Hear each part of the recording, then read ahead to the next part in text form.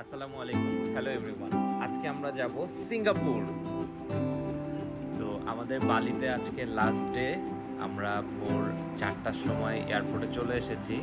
6:50-এ আমাদের ফ্লাইট বালি থেকে সিঙ্গাপুর। এয়ারপোর্টে আমরা বোর্ডিং পাস নেওয়ার জন্য দাঁড়িয়েছি। বোর্ডিং পাস নেওয়ার পরে আমরা আমাদের ব্রেকফাস্টটা করলাম।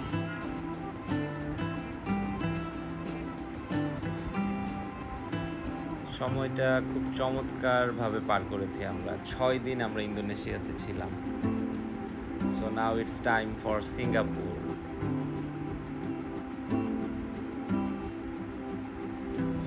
কমপ্লিমেন্টারি ব্রেকফাস্ট শেষ করে আমরা কিছুটা সময় বসে কাটালাম লাউঞ্জে। এরপরে আমাদের ফ্লাইটের সময় হয়ে গেছে, সুতরাং আমরা এখন অনবোর্ড করব। আমরা ঢাকা থেকে বালি গিয়েছিলাম, বালিতে 6 রাত থেকে দেন আমরা সিঙ্গাপুরে যাচ্ছি। আবার সিঙ্গাপুরে আমরা থাকবো 2 রাত। সিঙ্গাপুর এয়ারলাইন্সে করে আমাদের জার্নিটা হচ্ছে। ফার্সিদ অনেক এনজয় করেছে, ও পুরোটা টাইম মুভি দেখেছে। আমাদের ফ্লাইট টাইম ছিল অলমোস্ট 3 ঘন্টা, 2 ঘন্টা 55 মিনিট মতো। সকাল 6:50-এ আমাদের ফ্লাইট ছিল, ফ্লাইট অন টাইমেই ছিল। আমরা প্রায় 10টার দিকে সিঙ্গাপুরে পৌঁছাই।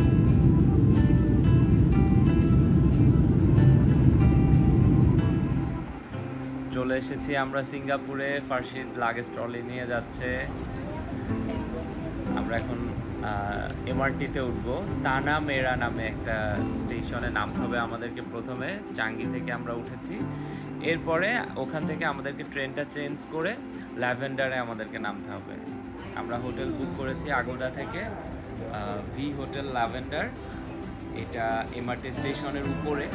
সো আমি একটু বলে রাখি, সিঙ্গাপুরে কিন্তু পাবলিক ট্রান্সপোর্ট এমআরটি ইউজ করাটা বেটার, কারণ আপনি যদি ট্যাক্সি ক্যাব ভাড়া করতে চান তাহলে সেটা অনেক এক্সপেন্সিভ হয়ে যায়।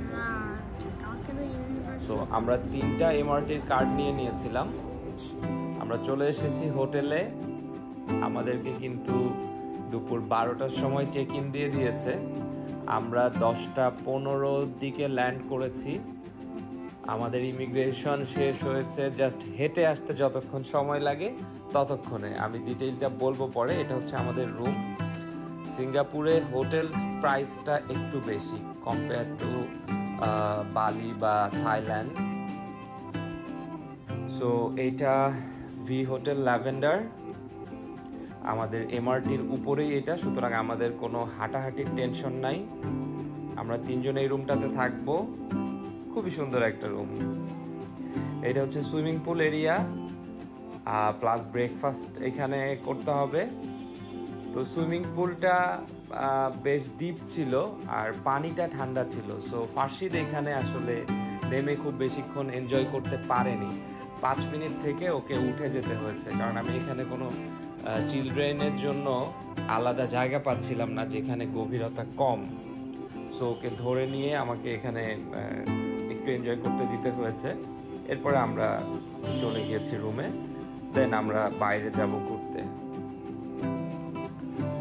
সো সিঙ্গাপুরে হোটেল বুক করতে গেলে যেটা খেয়াল রাখতে হবে যে এটা এমআরটি স্টেশন থেকে আসলে কত দূরে আপনি নিচ্ছেন। এটা আমার কাছে মনে হয় ফার্স্ট প্রায়োরিটি হওয়া উচিত। আদারওয়াইজ আপনাকে হাঁটতে হবে অনেক বেশি। আর সাথে যদি কিডস থাকে তাহলে ওরা খুব বেশি হাঁটতে চায় না, সুতরাং এই জিনিসটা আপনাকে খেয়াল রাখতে হবে। সো আমি মোটামুটি লোকেশন দেখে হোটেলটা নিয়েছি এবং আমি highly satisfied. Shoppers world at Marina বে, এটার ভিতরে আমরা আছি। এটা একটা ড্রাগন।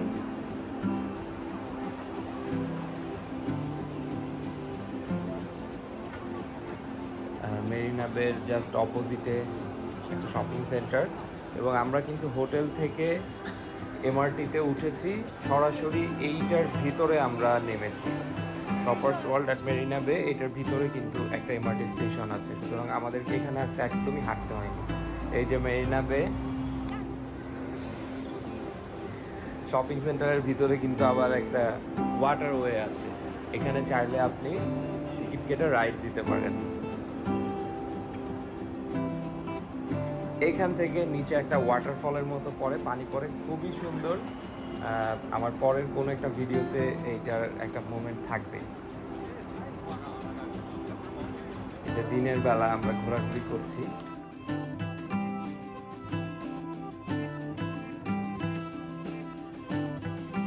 সব কর্পোরেট হাউসগুলো ওখানে, সিটিএনএ, এইচএসবিসি, এসসিবি, আরও অনেক কর্পোরেট অফিস আছে ওখানে।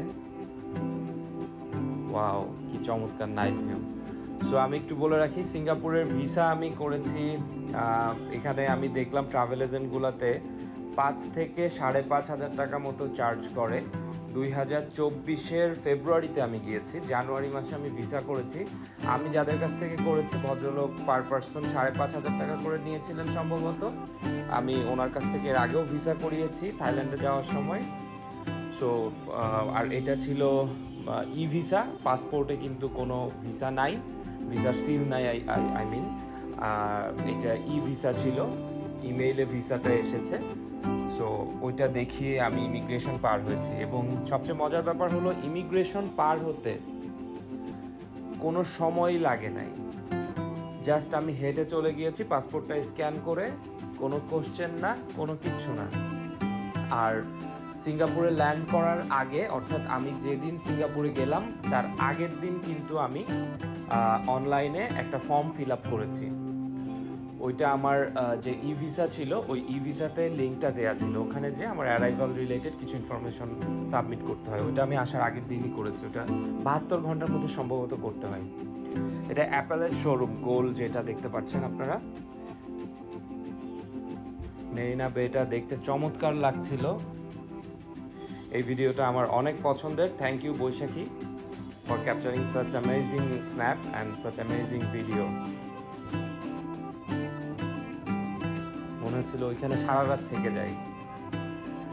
ওকে, ইমিগ্রেশন পার হওয়ার পরে আমি ওখানে ইনফরমেশন ডেস্কে জানতে চাইলাম যে আমি এমআরটির টিকিট করব। সো ওনারা আমাকে দেখিয়ে দিলেন কোথা থেকে এমআরটির টিকিটটা কাটতে হবে, আর কোথা থেকে সিম নিতে হবে, কোথা থেকে ডলার ভাঙাতে হবে। ওখানে মোস্টলি সব জায়গাতে আমি কার্ড ইউজ করেছি। সো আমি মাত্র $100 ভাঙিয়েছিলাম, ইউএসডি $100 ভাঙিয়েছিলাম। আর আমি যে সিম কিনতে গেলাম যেখানে, ভদ্রলোক আমার কাছ থেকে টোটাল 2 মিনিট সময় নিয়েছেন। এর মধ্যে উনি আমার সাথে কথা বলেছেন, আমাকে ইনফরমেশনগুলো জানিয়েছেন, সিমের ফিচার জানিয়েছেন, প্রাইস জানিয়েছেন। এরপরে এমআরটি কার্ডও আমি ওনার কাছ থেকে নিয়েছি, মানে ট্রেন ইউজ করার জন্য উইদিন সিটি। 3টা কার্ড নিয়েছি।